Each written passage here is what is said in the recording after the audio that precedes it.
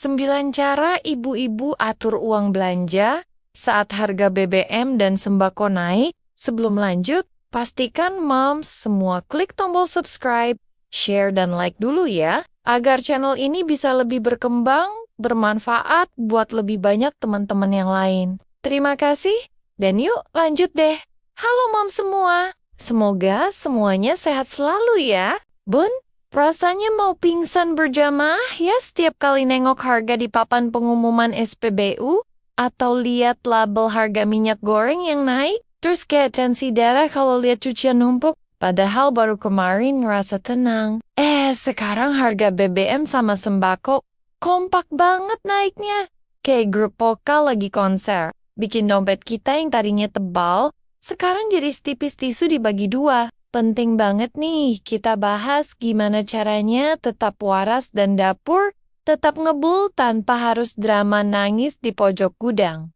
Apalagi, menurut artikel dari portal berita ekonomi terkini bilang kalau inflasi pangan emang lagi jadi tantangan berat buat keuangan rumah tangga tahun ini. Jadi yuk, kita kumpul, rapatkan barisan para pejuang dapur, karena hari ini saya mau bagi 9 rahasia anti boros, biar kita tetap bisa jajan seblak tanpa rasa bersalah.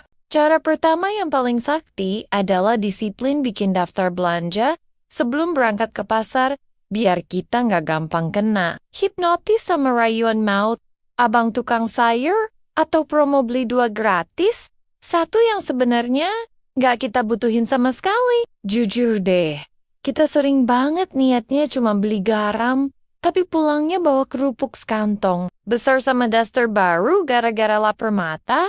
Makanya, catatan itu adalah pelindung iman kita di tengah gempuran godaan barang-barang lucu di rak minimarket. Contoh nyatanya, coba deh, Bunda tulis cuma butuh telur dan cabai, lalu tutup mata pas lewat lorong coklat atau es krim biar saldo tabungan gak menjerit histeris di akhir bulan. Lanjut ke cara kedua, yaitu mulai rajin stok bumbu dasar yang sudah dihaluskan dan disimpan di kulkas supaya masak jadi lebih cepat dan kita nggak gampang tergoda. Buat pesan makanan lewat aplikasi ojek online yang biaya ongkirnya saja sudah bisa buat beli tempe 2 papan. Seringkali kita boros itu karena malas masak pas badan capek. Tapi kalau bumbu kuning dan bumbu putih sudah siap sedia, tinggal cemplung-cemplung saja sudah jadi masakan mewah ala restoran bintang 5. Bayangkan saja, bedanya beli ayam geprek di luar seharga Rp25.000 dibandingkan goreng ayam sendiri di rumah yang modalnya jauh lebih hemat dan bisa dimakan sekeluarga sampai kenyang. Cara ketiga adalah dengan mengganti merek bahan makanan ke brand yang lebih ekonomis. Namun kualitasnya tetap bersaing. Karena gengsi itu nggak bikin perut kenyang, tapi malah bikin kantong kering kerontang. Kita nggak perlu fanatik sama satu merek sabun cuci piring atau minyak goreng yang iklannya paling sering muncul di televisi.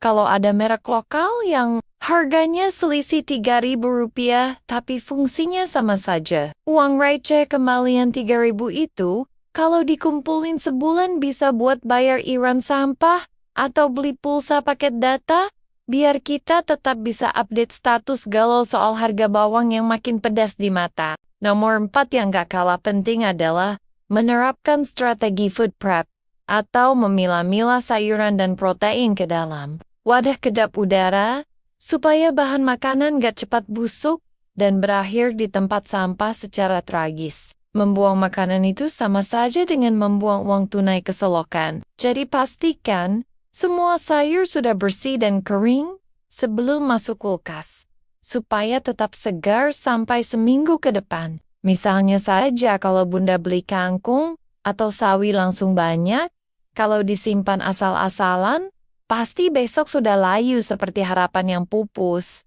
Tapi dengan wadah yang benar, mereka tetap akan tegak menantang masa depan.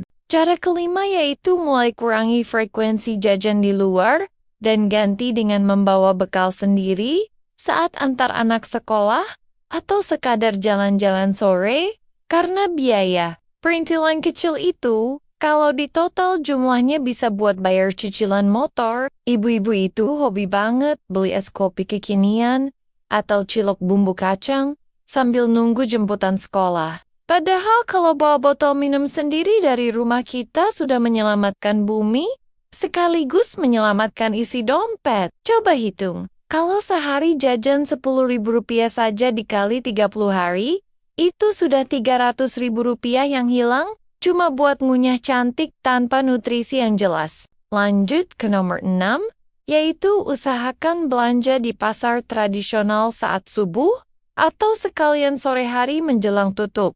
Karena biasanya para pedagang suka kasih harga obrol, biar dagangannya habis tak bersisa. Belanja di supermarket ber-AC memang nyaman dan wangi, tapi harganya seringkali sudah dipatok mati. Beda dengan pasar tradisional yang seninya adalah tawar-menawar, sampai abangnya menyerah lahir batin. Contohnya kalau bunda beli ikan di sore hari, biasanya abangnya lebih murah hati, kasih bonus, atau potongan harga lumayan, karena mereka malas bawa pulang barang dagangan yang sudah tidak segar lagi. Cara ketujuh adalah dengan memaksimalkan protein nabati seperti tahu dan tempe yang harganya lebih ramah di kantong, tapi gizinya tetap juara dunia daripada harus setiap hari makan daging sapi yang harganya bikin jantungan. Kita bisa mengolah tahu tempe jadi berbagai macam menu kreatif, mulai dari semur sampai steak palsu, biar anak-anak gak bosan,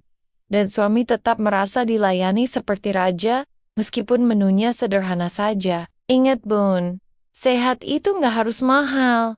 Yang penting cara mengolahnya penuh cinta dan bumbunya pas di lidah, meskipun dompet lagi dalam masa kritis. Lanjut ke nomor 8, yaitu manfaatkan semua promo cashback dan poin belanja dari aplikasi atau kartu member yang kita punya. Karena sekecil apapun potongannya itu adalah kemenangan besar bagi kita para menteri keuangan rumah tangga. Jangan gengsi tanya ke kasir ada promo apa hari ini, atau pakai voucher potongan harga yang kita dapat dari aplikasi belanja, karena lumayan banget.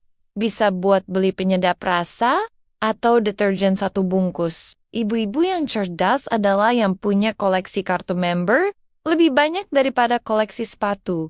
Karena kita tahu, setiap poin adalah harapan untuk belanja lebih murah di masa depan. Terakhir, cara ke-9 adalah dengan mulai hidup minimalis dalam hal gaya hidup dan berhenti membandingkan isi piring kita dengan postingan online di media sosial yang seringkali cuma pamer demi konten semata. Fokuslah pada kebutuhan inti keluarga dan jangan mudah tergiur tren panci baru atau perabotan estetik kalau fungsinya masih bisa digantikan oleh barang lama yang masih bagus dan layak pakai. Seringkali kita merasa kurang bukan karena uangnya sedikit, tapi karena keinginan kita yang terlalu besar untuk terlihat kaya di depan tetangga yang sebenarnya juga lagi pusing mikirin cicilan. Rasanya memang berat ya bun.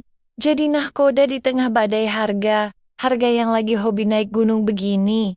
Sampai kadang kita mau marah tapi nggak tahu mau marah sama siapa, kecuali sama suami yang naruh handuk basah di atas kasur. Tapi jujur saja kalau kita nggak kritis dan kreatif mengelola uang belanja, bisa-bisa kita cuma makan kerupuk sama doa saja setiap akhir bulan. Karena semua gaji cuma numpang lewat seperti mantan yang nggak bertanggung jawab. Memang capek, harus hitung detail setiap rupiah. Tapi ini adalah bentuk perjuangan kita.